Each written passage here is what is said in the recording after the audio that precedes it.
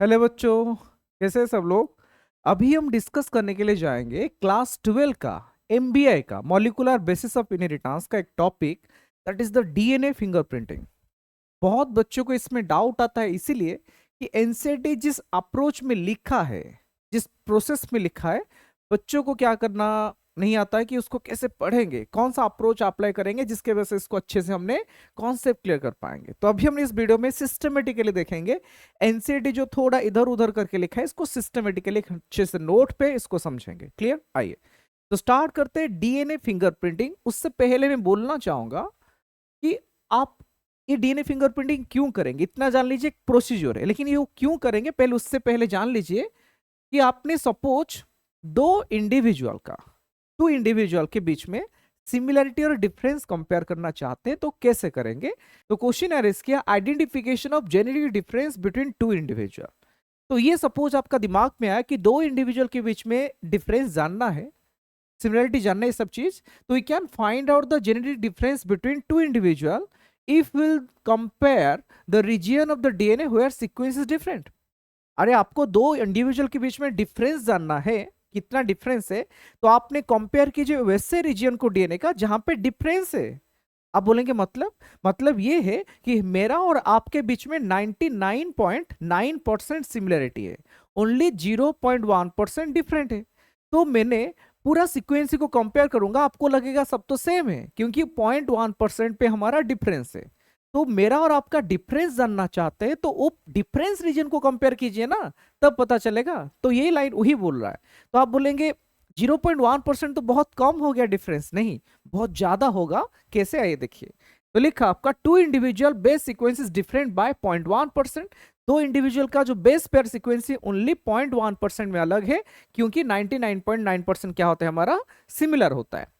Next लिखा तो two individual differ from each other by 3 million base. आप बोलेंगे 3 मिलियन बेस कहां से आया ना। देखिए आपका एनसीईआरटी में एक रीजन में लिखा है कि हमारा, देखिए हमारा क्या होता है, टोटल कितना बेस होता है, मुझे बोले एक जीनोम में कितना बेस होता है ना। हमारा जीनोम में टोटल बेस हो गया 3 बिलियन।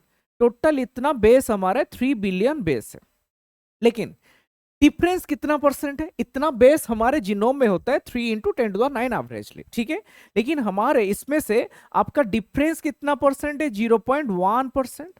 0.1 मतलब 0.1 डिवाइड बाई मैंने 100 कर दूंगा, 0.1%, 0.1/100।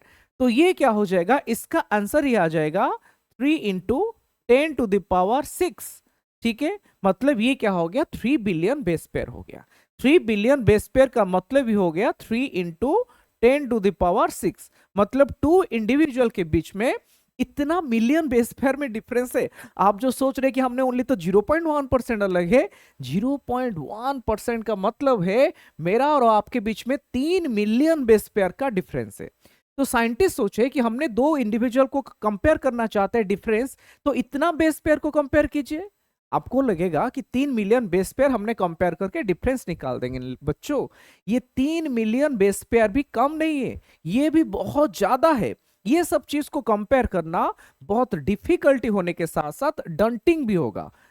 मतलब डिफिकल्टी डंटिंग सेम है, मतलब एक्सपेंसिव भी हो जाएगा, ज्यादा पैसा खर्च होगा। तो आपका इंसेट ने लिखा दो चीज, एक लिखा डिफिकल्ट होगा और एक क्या लिखा आपका, मतलब डिफिकल्ट मतलब डंटिंग होगा और क्या होगा, एक्सपेंसिव होगा। तो क्या करेंगे जैसे आपने क्विकली कर पाएंगे। तो अभी क्वेश्चन आ रहा है कि आपने 3 मिलियन बेस पेयर को भी कंपेयर नहीं कर पाएंगे जिस पॉइंट पे ये डिफरेंस है। मेरा और आपके बीच में, दो इंडिविजुअल के बीच में 3 मिलियन बेस पेयर का डिफरेंस है, वो भी कंपेयर करना आसान नहीं है और आपका सस्ता नहीं है, एक्सपेंसिव है। तो अभी क्वेश्चन एरिस करेगा तो क्या करेंगे ना, हमने क्या कीजिए, कुछ क्विक अप्रोच ढूंढिए। तो नेक्स्ट लिखा देन क्या करेंगे जिस प्रोसेस में हमने इजीली दो इंडिविजुअल को कंपेयर करेंगे, क्या वो प्रोसेस है। सिंपल आंसर किया ना, DNA fingerprinting is the quick method जिसमें हमने दो इंडिविजुअल को कंपेयर करेंगे। हमने जो 3 मिलियन बेस पेयर भी हमारा डिफरेंस है उसको भी कंपेयर करना इतना आसान नहीं है, डीएनए फिंगरप्रिंटिंग में करेंगे। तो डीएनए फिंगरप्रिंटिंग एक प्रोसीजर है, एक क्विक अप्रोच है जिस प्रोसेस में हमने आपने दो डीएनए सीक्वेंस ऑफ इंडिविजुअल को कंपेयर करेंगे। तो बोलेंगे वो कैसे कर लेता है। वो कौन सा ऐसे आपका रॉकेट मतलब टेक्नोलॉजी अप्लाई किया जिसके वजह से ये क्विकली कर लेगा ना, बिकॉज ये अभी क्या करेगा, ये सभी बेस पेयर को कंपेयर नहीं करेगा, ये टारगेट किया कुछ पर्टिकुलर सीक्वेंसी को, ओनली जिस पर्टिकुलर सीक्वेंसी को ये क्या करेगा, कंपेयर करेगा, ना कि होल जीनोम को, ना कि जो 3 मिलियन बेस पेयर में डिफरेंस है उसको कंपेयर करेगा।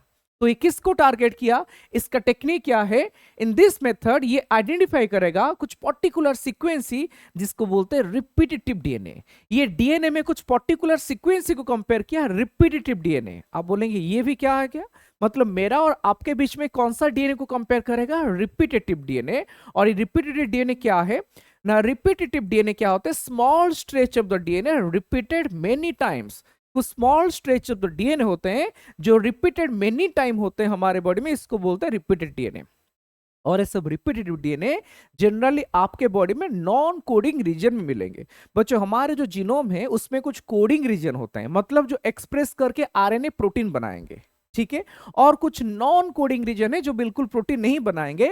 तो ये रिपीटेटिव डीएनए को जो डीएनए फिंगरप्रिंटिंग ने अप्रोच किया, ये सब आपका कुछ नॉन कोडिंग रीजन में है, और यहाँ पे short stretch of the DNA bar bar repeat होगा।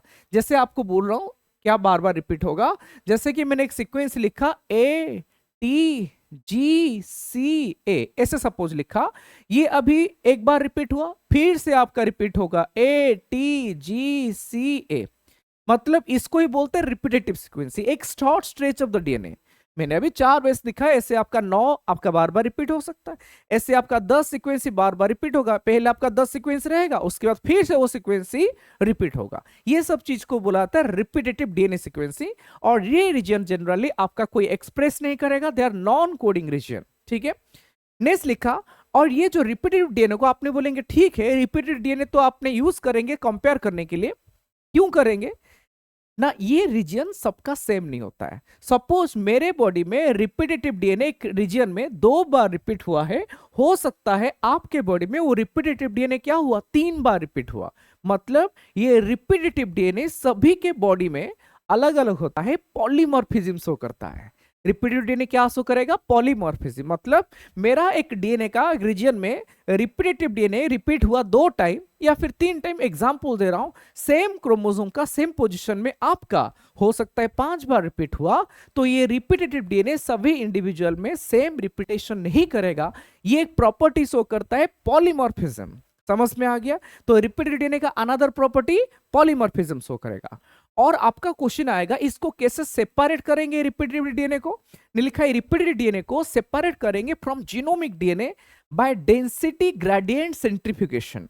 ऑलरेडी जब आपने semi conservative of DNA replication को प्रूव करने के लिए गए थे, आपका ये क्या हुआ था, डेंसिटी ग्रेडियंट सेंट्रीफ्यूगेशन भी किया गया था, जिसमें आपने क्या किए थे, याद कीजिए, आपने एक टेस्ट ट्यूब के अंदर सीजियम क्लोराइड यूज करके जब डेंसिटी ग्रेडियंट किए थे, जिसका डेंसिटी ज्यादा होगा ये नीचे आया था, जिसका डेंसिटी लेस था ये कहां पे आया था, ऊपर। समझ में आया, तो ऊपर जनरली कौन रहेगा, जिसका लेस डेंसिटी होगा।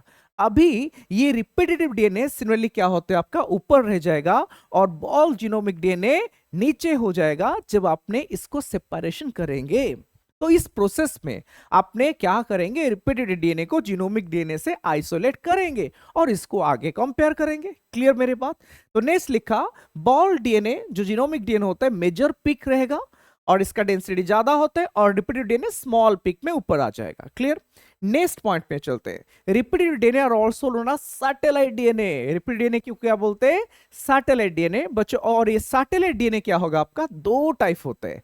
ये सैटेलाइट डीएनए क्या हो जाएगा, ये 2 टाइप होगा। Repetitive DNA also known as satellite DNA, और अभी हमने डिवाइड करेंगे ये सैटेलाइट डीएनए का टाइप्स। तो लिखा टाइप्स ऑफ सैटेलाइट डीएनए, ये 2 टाइप होगा। लेकिन बच्चों क्लासिफिकेशन होता है तो ऑलवेज कोई बेसिस पे होता है। तो आपने बोला रिपीटेटिव डीएनए का दूसरा नाम हो गया सैटेलाइट डीएनए। कौन से बेसिस पे, आइए देखिए, इसका बेसिस हो गया रिबेल। मैं लिख रहा हूं इसका जो क्लासिफिकेशन होगा कौन से बेसिस पे होगा, रिबेल के बेसिस पे। आप बोलेंगे रिबेल मतलब rebel, rebel, B and L 3 चीज में लिखा है रिबेल। रिबेल मतलब होता है, आरी मतलब हो गया रिपीटेशन, आरी मतलब क्या हो गया, रिपीटेटिव रीजन। आरी मतलब हो गया रिपीटेटिव, मतलब इसमें कितना रिपीटेशन है, मतलब इसमें क्या आपका है, कितना रिपीटेटिव है। नेक्स्ट लिखा बेस कंपोजिशन, नेक्स्ट लिखा आपका बेस कंपोजिशन, कितना बेस कंपोजिशन क्या है इसमें, 80 रिच है, जीसी रिच है, क्या है बेस कंपोजिशन, क्लियर हो गया। नेक्स्ट क्या लिखा बेस कंपोजिशन। थर्ड हो गया आपका लेंथ, थर्ड हो गया आपका लेंथ। ये तीन प्रॉपर्टी के बेसिस पे, रिबेल के बेसिस में रिपीटेटिव डीएनए मतलब कितना रिपीटेशन है, बेस कंपोजिशन और लेंथ के बेसिस पे आपका इसको क्या किया जाएगा, क्लासिफाई किया जाएगा। किसको, ये रिपीटेटिव डीएनए को क्लासिफाई किया जाएगा। क्या क्या होगा आपका, देखिए आपका रिपीटेटिव डीएनए क्या हो गया आपका, एक लिखा आपका माइक्रो सैटेलाइट और एक हो जाएगा मिनी सैटेलाइट। रिपीटेटिव डीएनए दो टाइप हो गया, एक लिखा आपका मिनी सैटेलाइट, एक लिखा आपका मिनी सैटेलाइट और एक हो गया आपका मिनी सैटेलाइट और एक हो जाएगा आपका माइक्रो सैटेलाइट। दो टाइप ऑफ आपका रिपीटेटिव डीएनए होते हैं, mini satellite and micro satellite. Clear हो गया मेरे बात, दो टाइप ऑफ रिपीटेटिव डीएनए हो गया, mini satellite and micro satellite. बोलेंगे क्या डिफरेंस है, देखिए मिनी माइक्रो में ये डिफरेंस होगा, माइक्रो बहुत छोटा होता है, मिनी उससे थोड़ा बड़ा होगा। मतलब रिपीटेशन, इसमें रिपीटेशन जो आएगा, इसमें रिपीटेशन पहले आपने बोला ना तीन बेसिस में क्लासिफाई कर रहे हैं, तो इसमें जो रिपीटेशन आएगा, इसमें क्या होगा आपका जो रिपीटेशन आएगा, इसमें रिपीटेशन लगभग आपका 2 से 9 न्यूक्लियोटाइड के बाद आएगा, 2 से 9 न्यूक्लियोटाइड के बाद आएगा इसमें रिपीटेशन।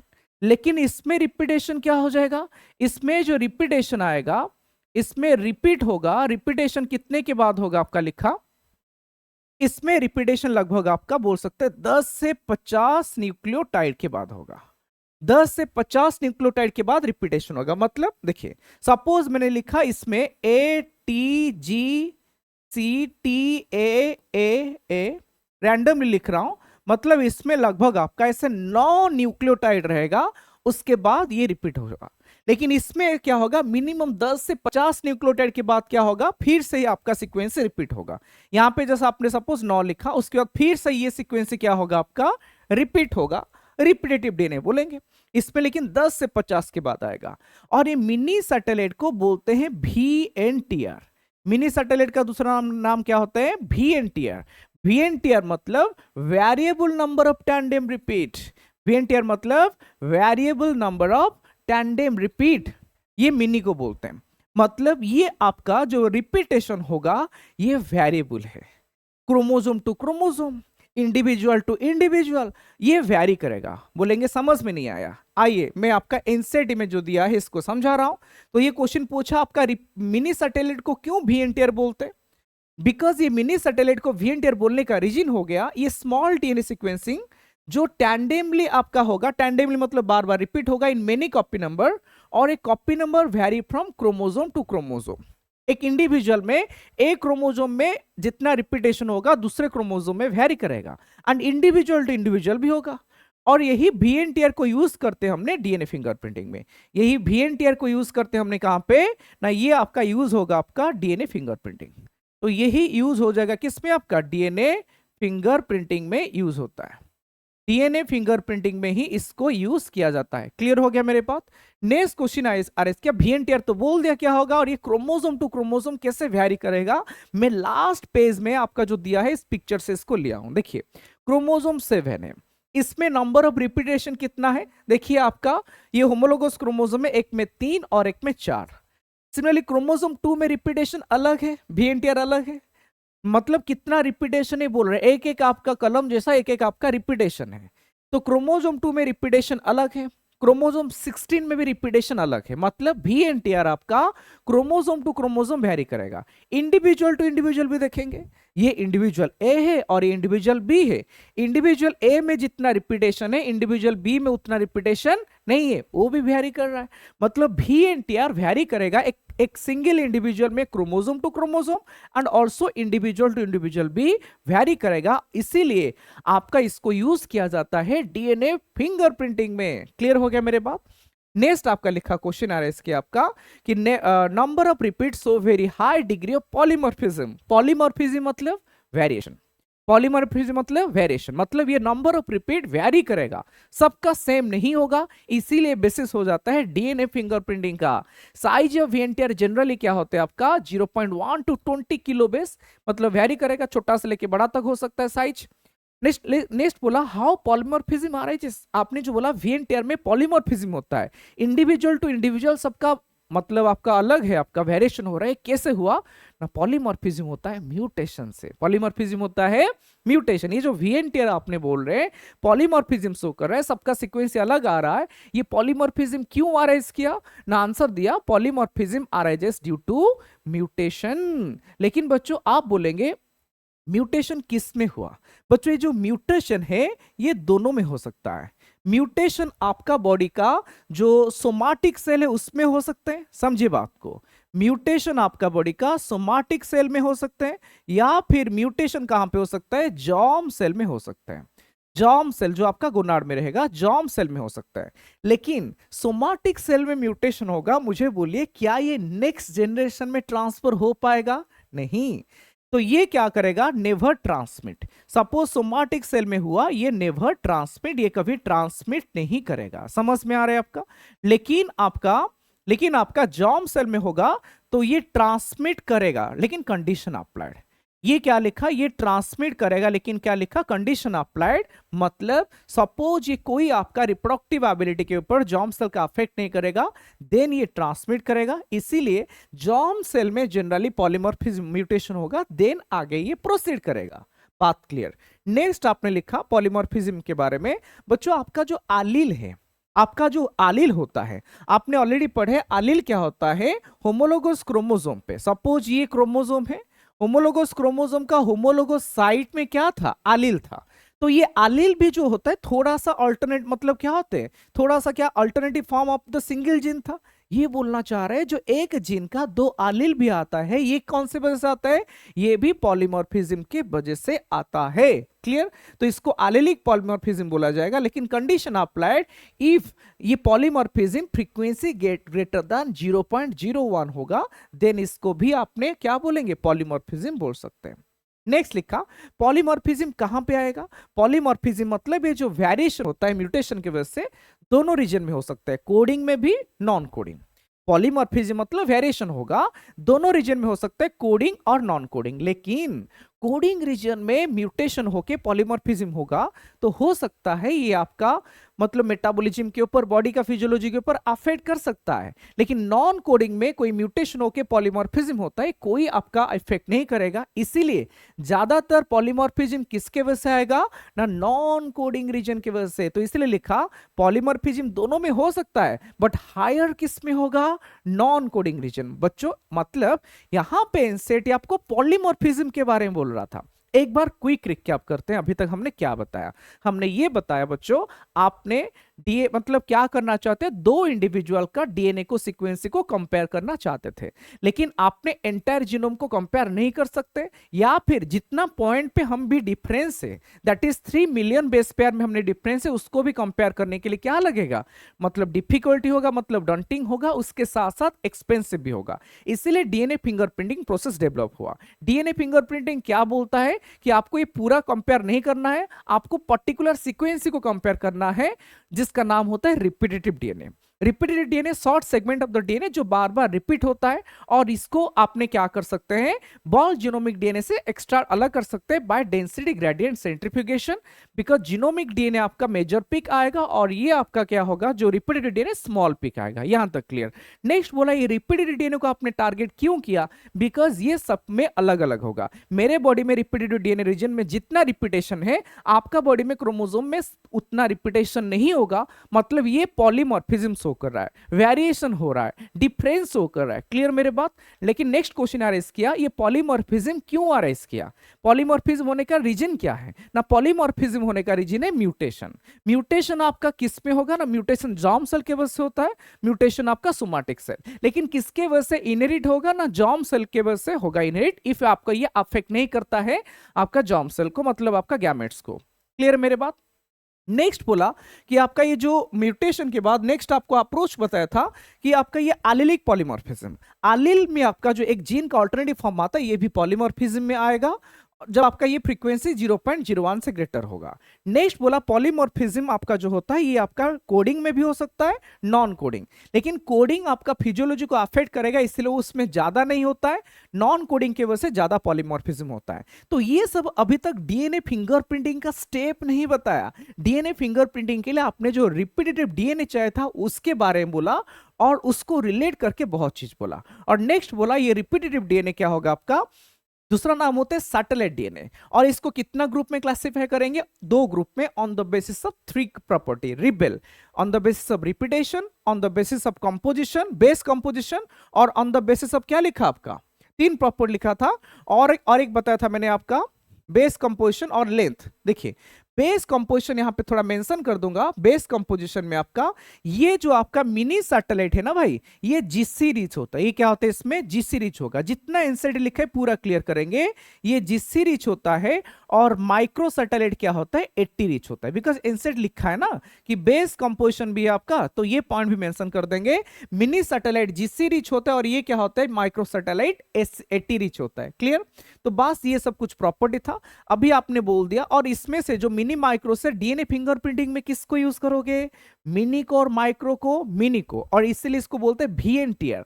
वीएनटीआर मतलब variable number of tandem repeat. ये सभी इंडिविजुअल टू इंडिविजुअल अलग होता है, क्रोमोसोम टू क्रोमोसोम अलग होता है। बस अभी आपने पढ़ लिया क्या क्या चाहिए डीएनए फिंगरप्रिंटिंग के लिए। अभी इसका प्रोसीजर और स्टेप देखते हैं। सुने, इससे पहले आपका एक लाइन बताया कि पॉलीमॉर्फिज्म आपका इंपॉर्टेंट रोल होता है इवोल्यूशन में एंड स्पेसिएशन में। आइए पहले हमने स्टेप्स ऑफ आपका डीएनए फिंगरप्रिंटिंग में, उससे पहले बोलना चाहूंगा आपका ये जो डीएनए फिंगरप्रिंटिंग का प्रोसेस है इसको एलेक्स जेफरी ने बताए थे।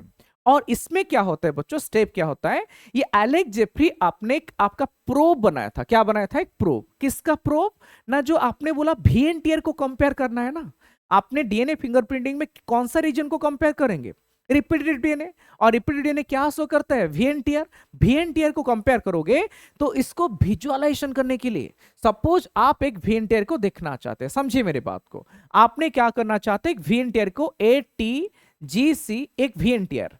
वीएनटीआर मतलब जहां पे रिपीटेशन बार बार होगा कोई सीक्वेंस का, ये एक वीएनटीआर, ये एक बार हुआ और फिर से ये एक बार रिपीट होगा, तो ये सब आपका वीएनटीआर बोलते हैं।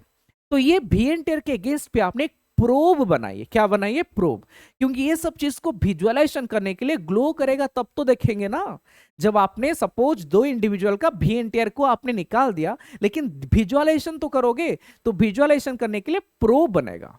प्रोब क्या होगा ना, सिंगल स्टैंड ऑफ आपका वो डीएनए जिसमें आपने रेडियो एक्टिव एलिमेंट अटैच कर देंगे। सपोज ये आपका वीएनटीआर है, इसके ऑपोजिट सीक्वेंस क्या हो जाएगा, TACGGGCC, जो भी आपका होगा, तो ये क्या होगा, GGC, ये क्या हो गया, ये आपका क्या हो गया, इसका प्रोब हुआ। प्रोब मतलब कॉम्प्लीमेंटरी टू द वीएनटीआर होगा, और उसमें सपोज कोई भी एलिमेंट क्या होगा, रेडियो लेवल्ड होगा, ताकि इसको आपने जब ऑटो रेडियोग्राफी करेंगे ग्लो करेगा और ये आपका विजुअलाइज्ड हो पाएगा। तो इतना याद रखिए, ये जो डीएनए फिंगरप्रिंटिंग प्रोसेस, इसको कौन डिस्कवर किया था, एलेक्स जेफरी।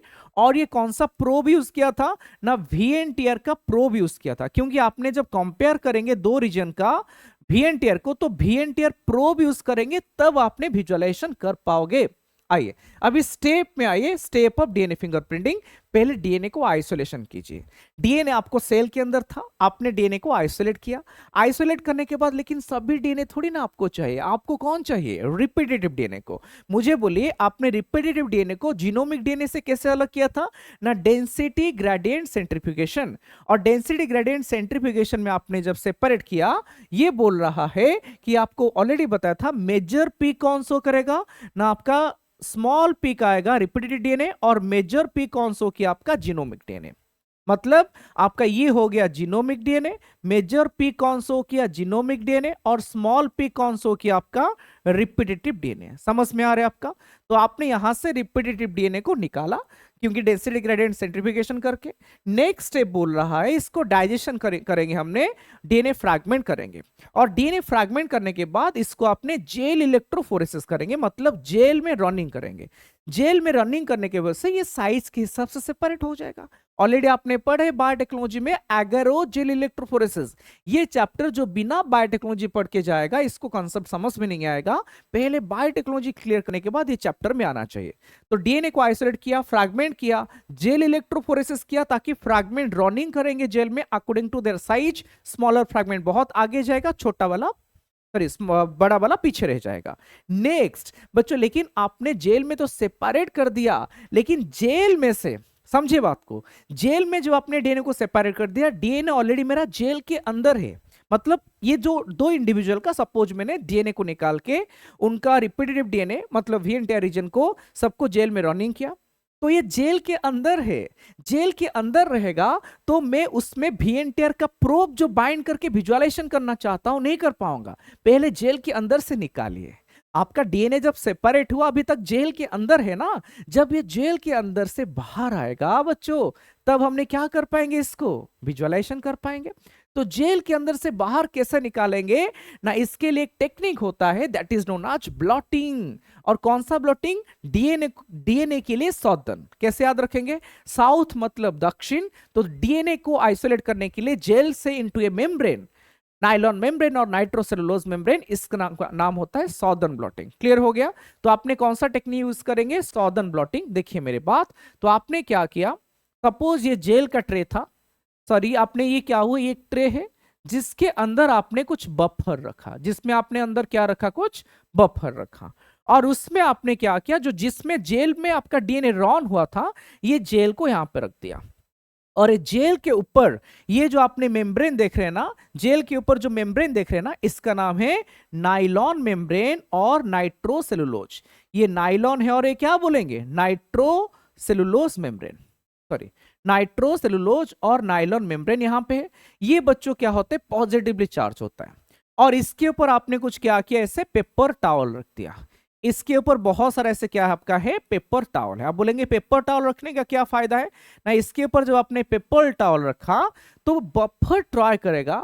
ब्लॉटिंग मतलब जैसे आपने क्या करते हैं, कोई पेपर के ऊपर कोई कलर डाल दिया, धीरे धीरे वो चिपक जाता है ना पूरा। सिमिलरली अभी ये जो बफर यहां पे है, बफर सॉल्यूशन ट्राई करेंगे पेपर के तरफ जाने के लिए। किसके तरफ जाने के लिए, पेपर के तरफ।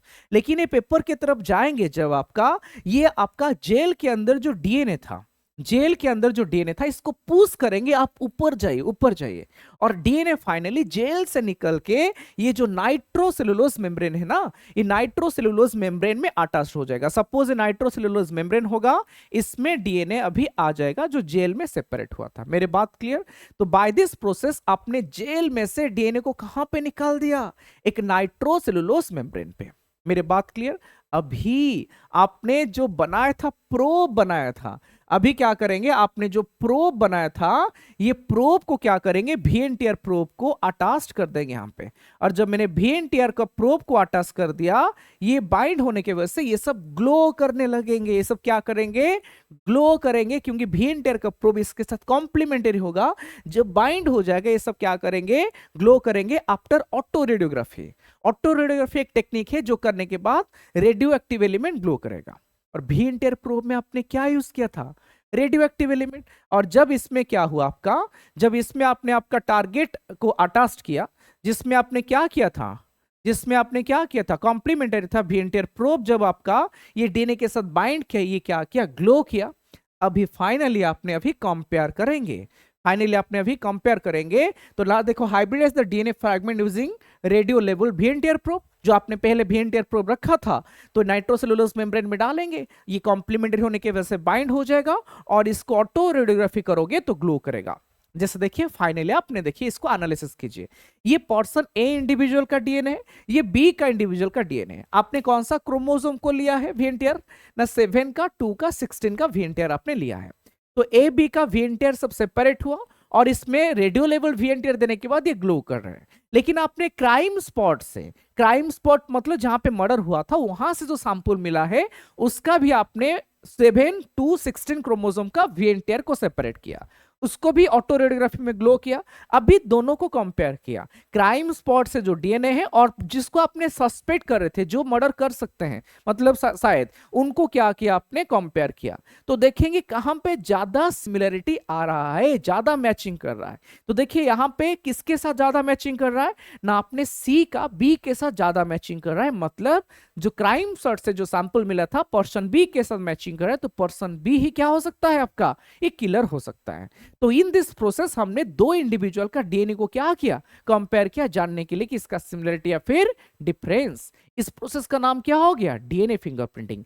एक बार जाइए एनसीईआरटी में अच्छे से इसको पढ़िए, एनसीईआरटी से आई थिंक अभी आपको क्लियर हो जाएगा डीएनए फिंगरप्रिंटिंग का ईच एंड एवरी स्टेप। ठीक है, थैंक यू।